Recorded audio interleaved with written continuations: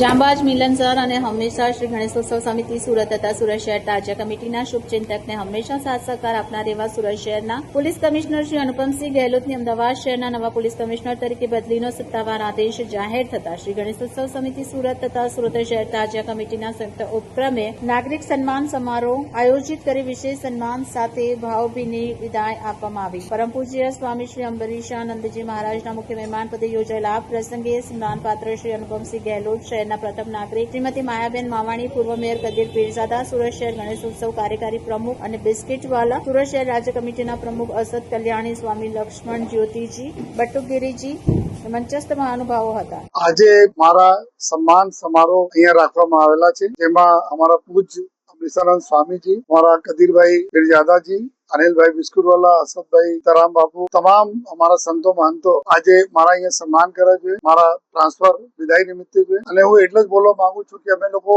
Police અધિકારી તરીકે અને ડિપાર્ટમેન્ટ તરીકે અમે જોઈએ છીએ, કોઈ પણ શહેરના વિકાસ માટે શહેરના કોમી એકતા ખૂબ જ અગત્યના હોય છે. અહીંયા સુરત શહેરમાં આપણા સૌથી મોટો જો ગણેશ ઉત્સવ મનાવવામાં આવે છે. આપણા તાજિયાના એટલા મોટા ઉત્સવ થાય છે, ઈદના, નવરાત્રીના બધા ઉત્સવ થાય, પરંતુ જે રીતે તમામ અમારા આગેવાનોને મહેનતથી બધા જો ધર્મના લોકો મળીને તહેવારો સારી રીતે પોલીસના સંકલનમાં પૂર્ણ કરે છે, જેના લીધે જો સુખ શાંતિ જળવાય છે, એના લીધે આપણા શહેરના પ્રોગ્રેસ અને ગ્રોથ ખૂબ સરસ થાય છે. એના માટે હું પોલીસ ડિપાર્ટમેન્ટ તરફથી અમારા તમામ બંને મહાનુભાવો એની પૂરી ટીમનો અમે ખૂબ આભાર માનીએ છીએ. સાથોસાથ અમે એવું પણ જોઈએ છીએ કે અહીંયાના સુરતના તહેવારોમાં સૌથી 50% માત્રામાં આપણા બહેનો અને નાના દીકરા દીકરીઓ બી હોય છે, જો ઉત્સવનો એન્જોય કરે છે. આ સૌથી આપણે બધા લોકો માટે એક સિદ્ધિ છે કે અમે તો એન્જોય કરીએ, લેકિન અમારા પરિવાર બી તહેવારો એન્જોય કરે, અને એને લીધે જો અમે ફરીથી જોઈએ એટલા મોટા મોટા તહેવારો આપણા શહેરના વસ્તી ડબલ થતી જાય છે અને શહેરના નામ જો પૂરા વિશ્વમાં સારી રીતે ઓળખાય છે.